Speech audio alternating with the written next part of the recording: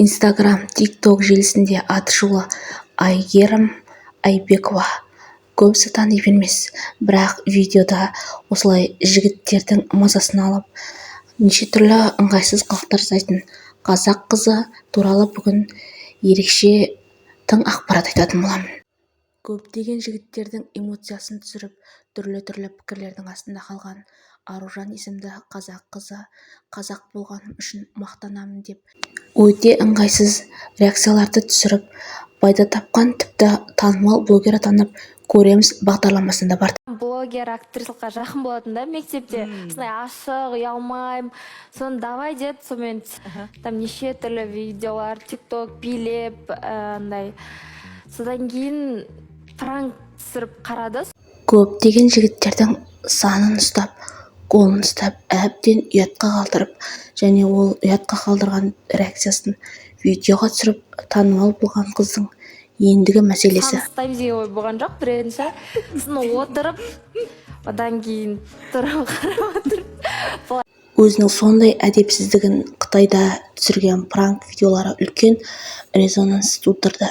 Қытай халқы блогердің әрекетін заңсыз деп тауып, оны жауапқа тартуды талап етуде. Қытайда түсірілген видео неліктен дау туғызды? Қытай әлеуметтік желілерінде қазақстандық Аружан Айбекованың үстінен іс қозғалып, сот болмақ. Блогер Қытайда ұрлық жоқ деген сөзді сенбей, өзінше тексеріп көрмек болған. Ол Гуанчжоу мен Шанхайда жүріп, құрбысының қалтасынан байқатпай телефонды алып, оны өтіп бара жатқан Қытай азаматының қолына ұстатады. Сосын досына телефоныңды мынау алды, мына адам ұрлады деп көрсетеді. Дәл видеодағыдай. Бұл да аздық еткендей, тіпті Қытай еркектерінің қолынан ұстап, жанасып, иығына сүйкеніп, аяғына тиісіп, олардың реакциясын видеоға түсірген. Қытай азаматтары наразылық білдіруде.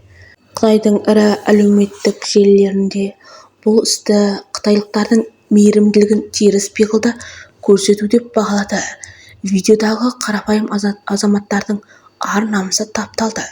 Қытайдың халықаралық имиджіне кері әсер етті деп атаған.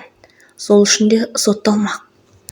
Қытай заңнамасына сәйкес жалған айып тағу, қоғамдық тәртіп бұзу және жеке тұлғалардың ұқсатынсыз видео тарату және көпшілік алдында қорлау қатаң жазаланады. Заңгер Қан Дуңянның айтуынша, бұндай әрекет әкімшілік айыппұлға немесе қамауға алу, депортациясы деген апаруы мүмкін. Жәбірленуші азаматтар блогерден кешірім сұрауда, моральдық шығын өтеуді, видео материалдарды өшіруді талап етуге толық құқылы. Бұл қыз Қытайда сотталса, енді қайтып Қытайдың түрмесінен шығу мүмкін емес.